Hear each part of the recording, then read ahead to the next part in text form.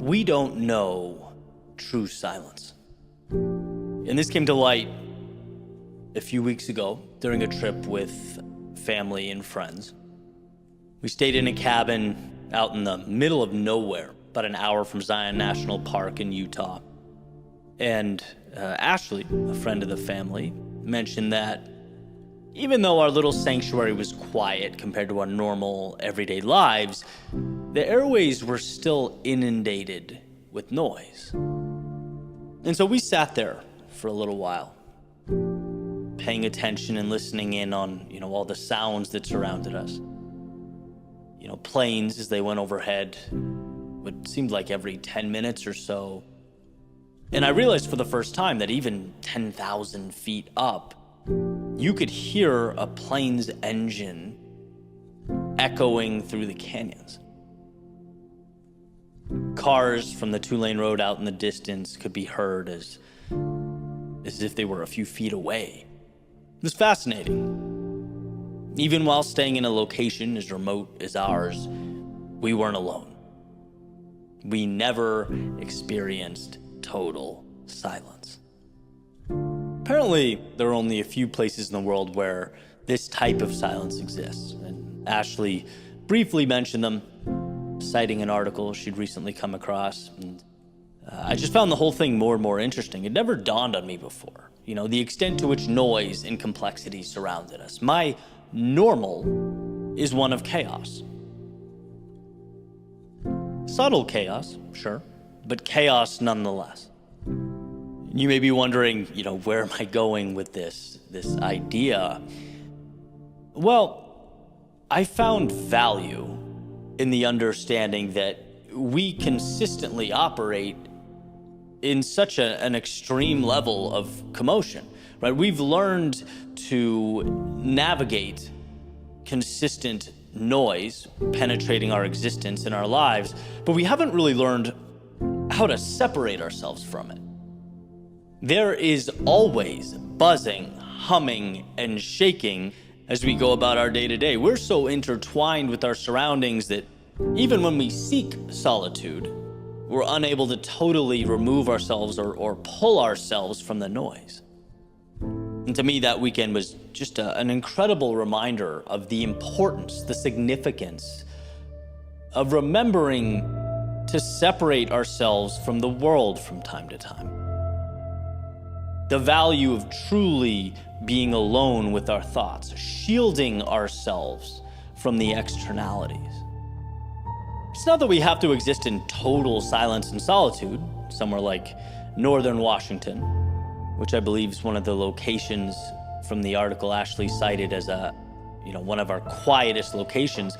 It's more so that we must realize the world around us is constantly seeking to inundate every thought with impressions and ideas and stories and other noise. The world around us is constantly seeking to influence.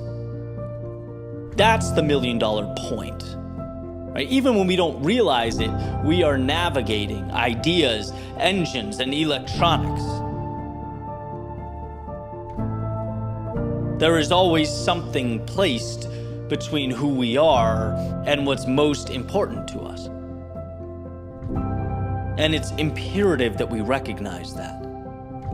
See, peace will never fall out of the sky and land at our doorsteps. It must be sought out. The curtains covering who we truly are must be pulled back. And without this concentrated effort, life simply moves us down the stream of life. Well, we assume it was our own swimming that created the change. Control requires separation from the everyday. And so here's to making time to truly separate ourselves from what doesn't matter so that we can focus on what does. To identifying the noise so that we can, when necessary, remove ourselves from it. It is by knowing true silence that we truly know ourselves. And that's a relationship that is invaluable.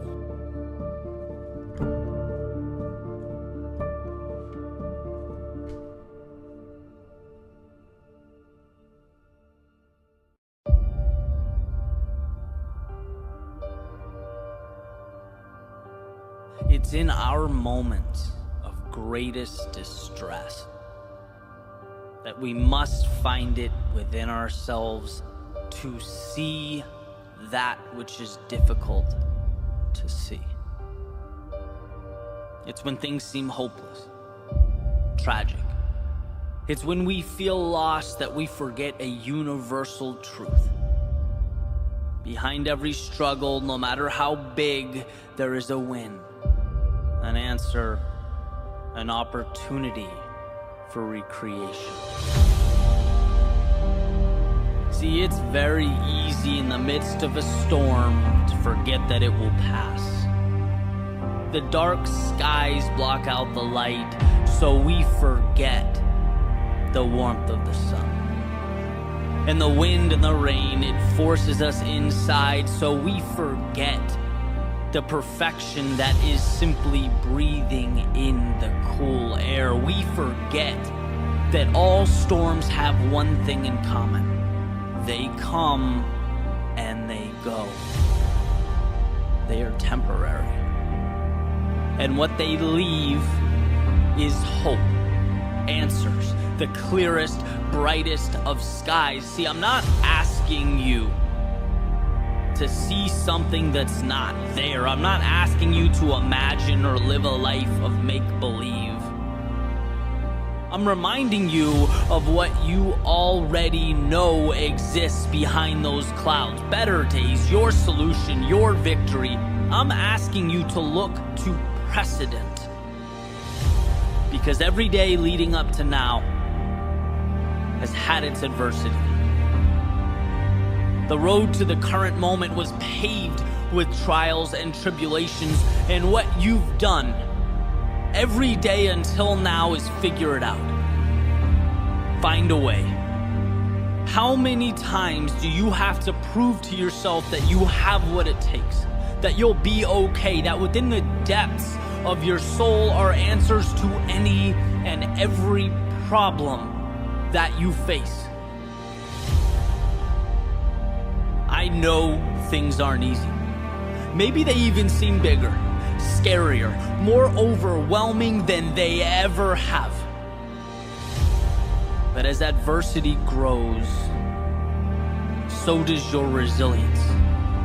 And I'm not sitting here giving you something new or an answer you didn't already possess. All I'm doing is reminding you how incredible you are, how much you've already overcome, and how capable you are of conquering whatever is next. Sometimes in life, the difference between okay and great, or stagnation and growth, it is only a change in perspective. It is how you look at the world and your place within it. That little voice in your head reminding you that you are capable of things beyond your current comprehension. That your perceived best is a fraction of what you're capable of. Reality is manageable. It's always manageable. It's the fear that if we let it, will be our demise. And life's too short to bow down to a monster that doesn't even really exist, that we created ourselves. So let's commit to being the ones who find calm when others panic, and see opportunity where others see hardship, and see what can be gained when others remain fixated on what has been lost. I love to simplify, to find clarity in that which appears overwhelming and complex. So here's the formula. You minus negative thoughts equals infinite possibility. You are capable of handling anything life throws at you in terms of potential and resources and ability. You can overcome. The only thing that can make a situation debilitating or permanent is you deciding it so. Therefore, the obstacle will never be life. It will be your thoughts about life. Your thoughts determine how you react. That is reality. Is it a lost job? or an opportunity to begin again, to grow, to fall in love with something you've always wanted to do? Is it lost time, loneliness, tragic seclusion, or a chance to write chapter 1 of your book, scene 1 of your movie, lay the first brick of what will become your empire?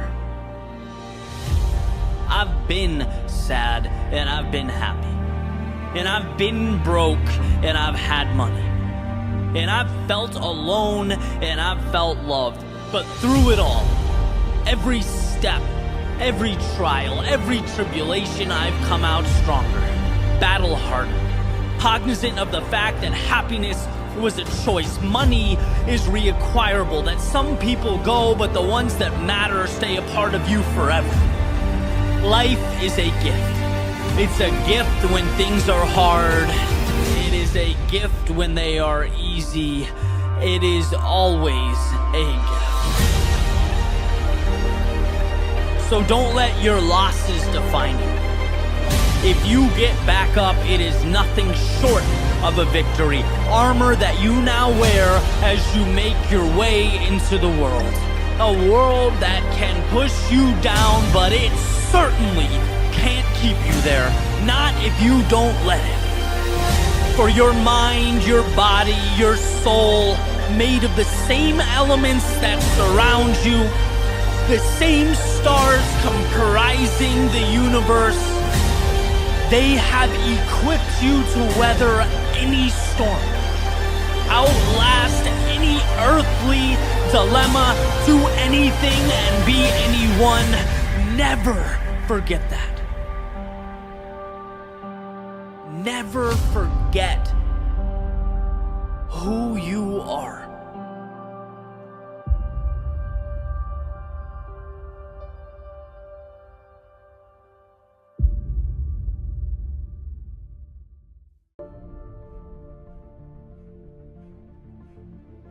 If you want to be empowered, understand this.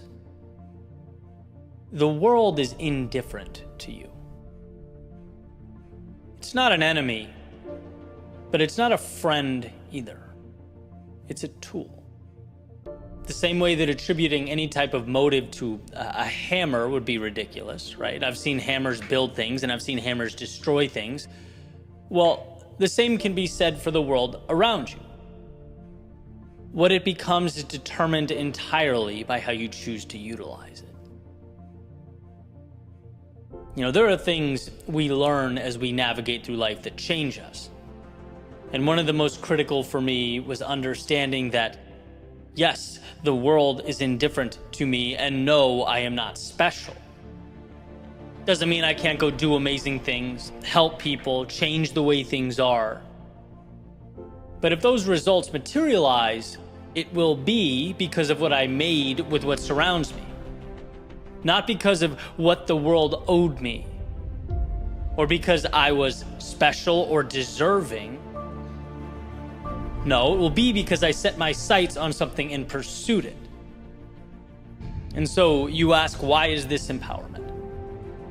It's empowerment because it puts things into perspective, and perspective is power. It simplifies the road ahead. The bad things that happen, they are not personal. They don't mean the deck is stacked against you. And those good things, they are never guaranteed. Everything's a question of grit, of depersonalizing the lows in an effort to capture those fleeting highs. Life is not predetermined. Life is a game. A game that you have the ability to win, to leave this place better than you found it. But you're also capable of taking a different path, right? It's just as easy to highlight the flaws, to take on the role of a perpetual victim. The tools are there to do both. And so the question is, what will you do with what you have? Because it's not about where you start. It's not about where you came from. It's about choosing to look around you and say, I choose to be an architect. From this reality, I will build, I will contribute, I will go forth and conquer. When the walls cave in, it's not because you can't or shouldn't. It's because sometimes in life, walls cave in. And now you choose whether to lay in the rubble or rise from the ashes. And this fork in the road, it's going to present itself many times. Right? The ones who get angry, who point out, who project blame, who will live very different lives than the ones who brush it off as an obstacle on the windy road that is life and press forward. You did not arrive here special, but you sure as hell can leave here special. The world may be indifferent, but you are not. If you're passionate, if you move forward with conviction, you'll become friends with the trials and allies with the tribulations. You'll see that growth only stops, not when an angry world around you decides it's so, but when you do. When your feet stop moving and your heart longs for the horizon no more. But until then, it's all systems go. Until then, you build.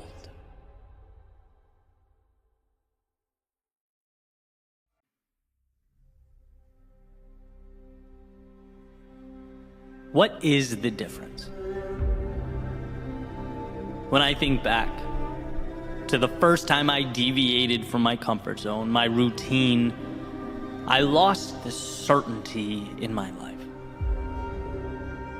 And as much as I wanted to go back, I remember telling myself one more day, just one more day, until someday became the current day, and that made all the difference.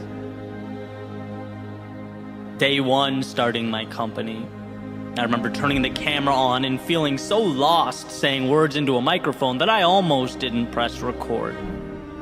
But I did. Until one day I realized not only was it bearable, it was my purpose. The vehicle that transported my thoughts to the world, and that made all the difference. During the times when some of the projects I invested the most time and energy into flopped, I remember almost saying, this isn't for me. But I kept creating. I kept creating until I found that intersection of what I love and what adds value to the world, and that made all the difference. What's crazy is how small a decision that difference seems in the moment, how insignificant the decision feels as one stands and looks out from their doorway. The difference between going and not going, stepping out or staying in, making the move or waiting one more day. That difference is sometimes disguised in a cloak of triviality, but do not be fooled. The little decision to move forward, to hang on when your ego is screaming at you to just let go, walk away, find some semblance of comfort and predictability. Those decisions to endure in the moments of hardship are what we come to look back on as the turning points that reshaped and redefined life as we know it. The courage required to make the call, release the video, register the business, send the message, reconnect with that loved one, deviate from what your friends are doing. All those things, they may seem small enough now to spend a minute or two thinking about before moving on to our routines and what we are comfortable doing. After all, it's easy to disregard the small things, but the acorn that becomes the oak tree is small. We must, along with the current reality, see the potential in what those things become. And sure, there are times where the present and the ideal are so different that it seems almost incomprehensible. But how do we get there? We get there by making the little decisions that will ultimately make the greatest difference. You are always one decision away from that evolution. So next time you find yourself looking down at the step in front of you, the step you know in your soul is the right step, remind yourself, yes, it sure would be easy to walk away here. It sure would be easy to turn back. Yeah, it's just one tiny step. But in totality, it's exponentially more than that. It's the lifeblood of your new reality.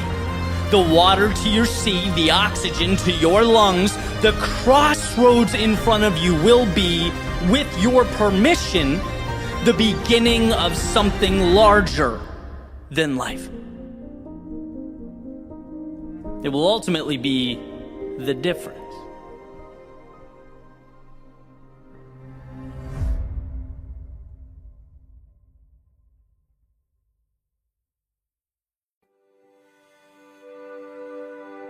Every run tells a tale. All those streets, sidewalks, and paths paint a picture. Each footstep enshrines forever a moment in time that comes together to comprise the now. From my time in Cape Cod, Massachusetts, it was asking, why not? Why not find out if I could be a little faster than yesterday? My first dance with the clock. Waking up early, running up Snake Pond Road. Sun shining in my face, inhaling that crisp morning air. It was running along the canal, where the distance was precisely mapped out in paint on the ground below. Tattooing a path that seemed to go for as long as I wanted to push forward. It taught me that we could do amazing things when we decided to. That we have more in us than we could ever imagine. In a sense, Cape Cod was my eyes opening up to the idea that what life gives us is directly correlated to what we ask of ourselves. So ask for a lot.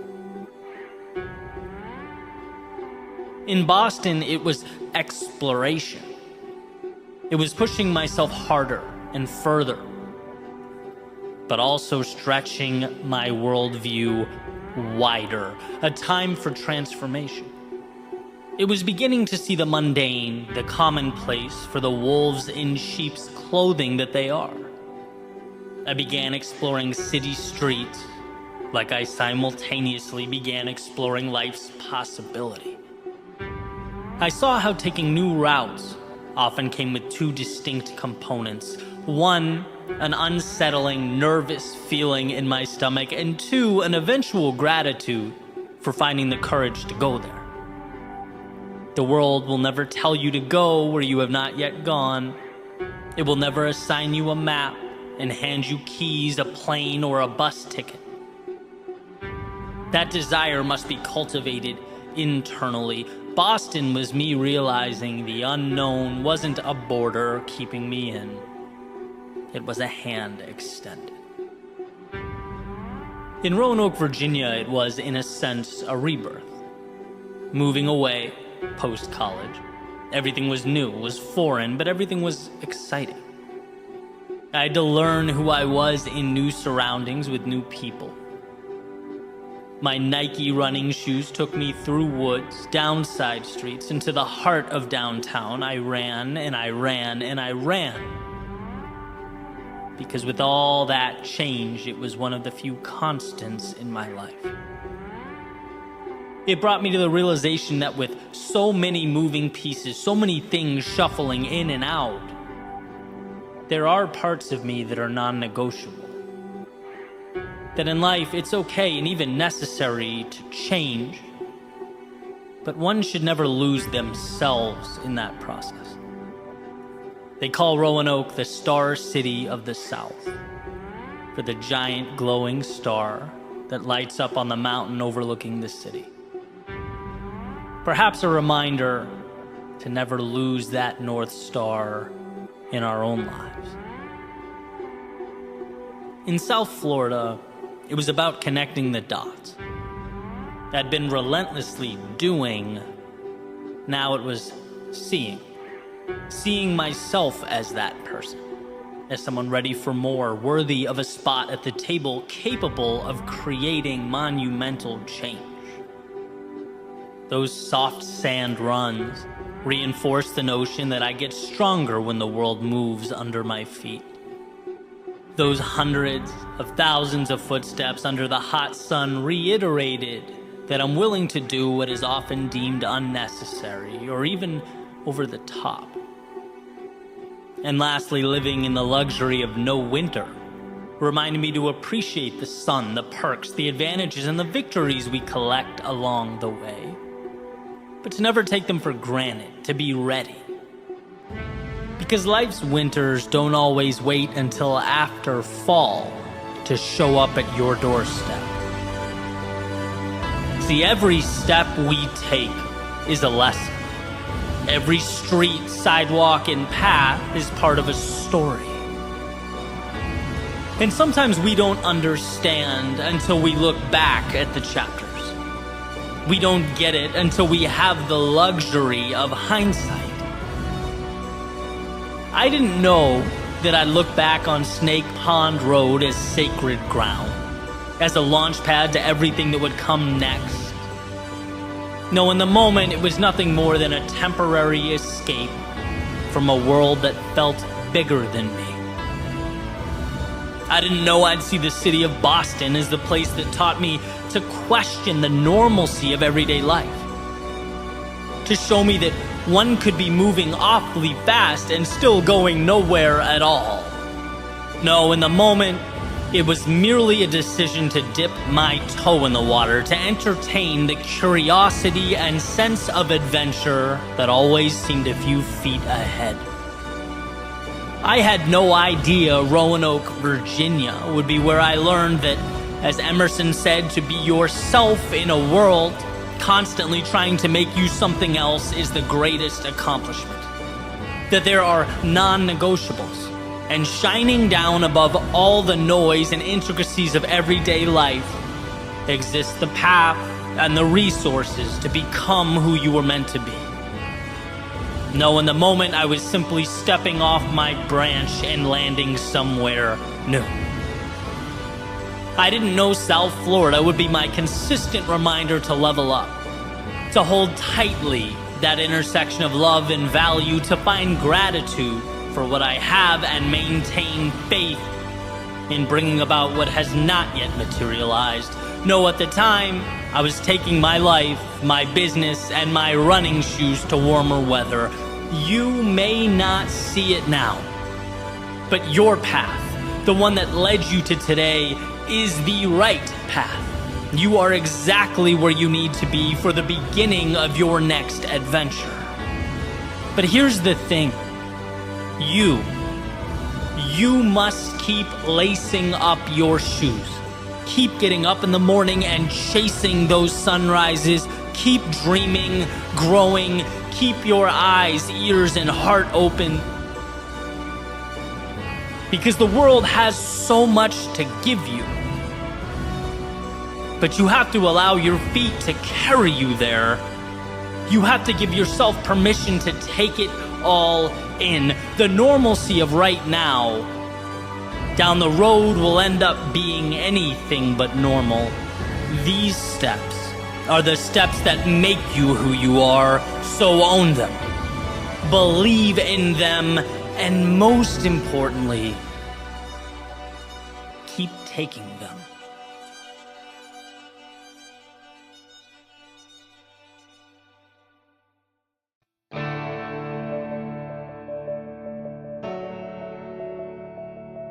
The will to do anything comes from within yourself.